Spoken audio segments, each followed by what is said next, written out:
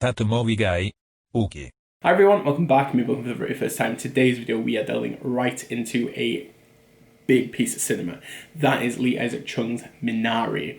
This was a 2020 smash hit at the Sundance Film Festival that has basically gone through the autumn festivals and just basically broken down everybody emotionally. And now moving forward, the release is imminent and potentially a massive awards contender going into 2021.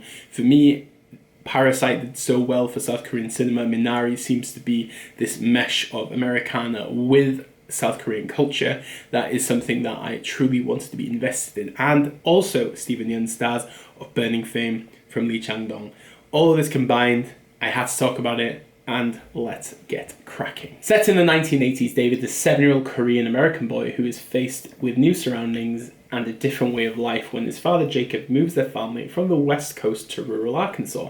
His mother Monica is against that they live in a mobile home in the middle of nowhere, and naughty little David and his sister are bored and aimless.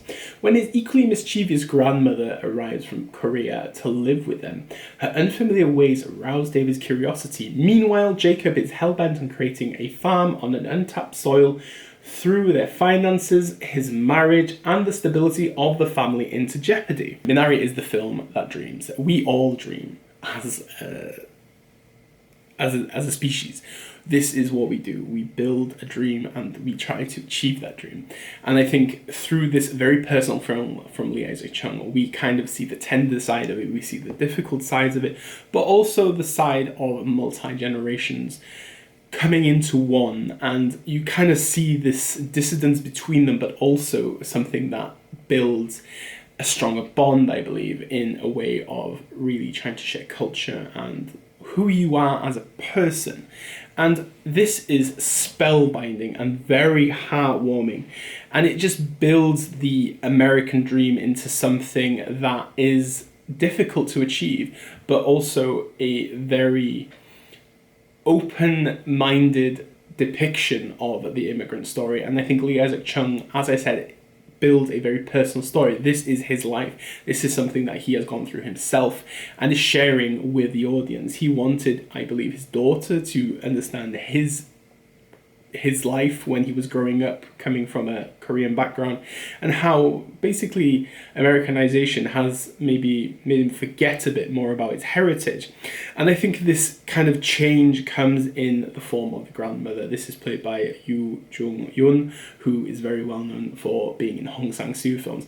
Once she comes into the blend of it, I believe, she really gives David, who is Jacob's son, more of a mindset of that there are different cultures out there and he needs to embrace what is going on. But this also is a beautiful combination of Alan Kim and Jung Yoon together. I loved this grandma-grandson combination. It is beautiful. It just kind of took me back to when I was growing up. Like, I preferred my grandmother over my mother most of the time, I think, and I used to spend a lot more time with her. And I felt this connection with them, and this beautiful sense of characterization feels very real, very genuine.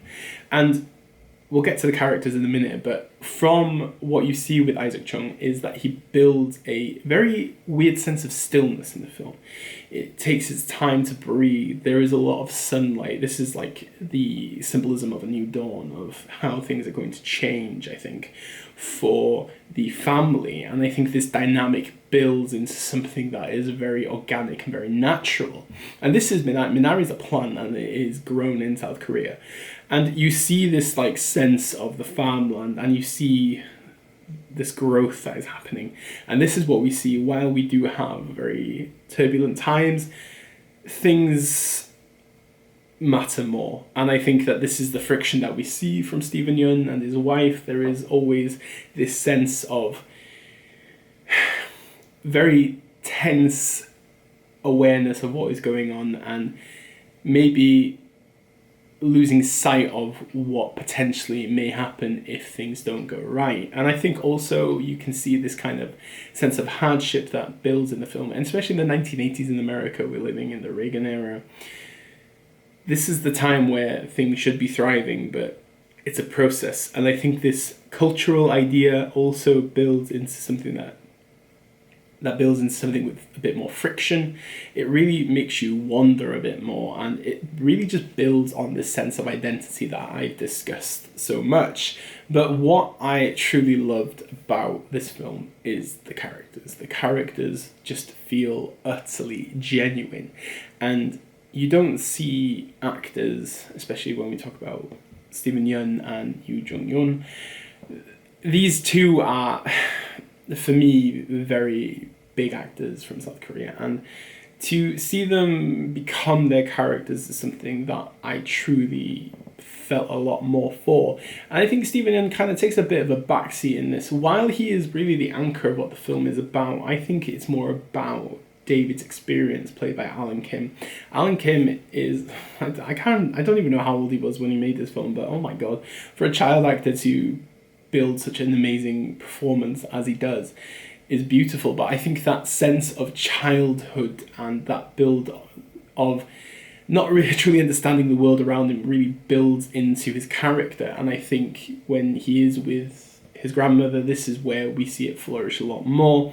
But also when we talk about his sister and the mother, I just didn't feel as invested in them, but they just provide so much more to the actual drive of the film, and it just blends into something that I really loved and admired so much. Minari is a film that a lot of people will love, and honestly it's been a very reassuring film for me personally, that I just have a bit more of a perspective of life in general and how things need to take more of a precedence and a bit more of a focus at times. And this kind of hybrid that Lee Isaac-Chung gives is tremendous, and I'd highly implore you to watch it once it comes out in any territory that you're in. So have you seen Minari? Please let me know in the comment section below here somewhere.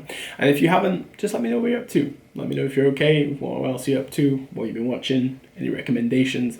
Always eager to know what you guys are up to.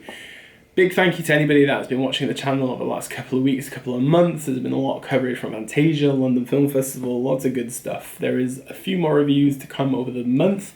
Mank is one of them. The Nest is another one. Very excited to review both of them for you. Like, share, subscribe, do as you please. Thank you very much for coming here, and thank you very much for the support. And as we normally say on this channel, det är ofta en copyright of merci beaucoup, arigato, dankeschön, bitteschön, all the shuns, and obviously never change. Bye.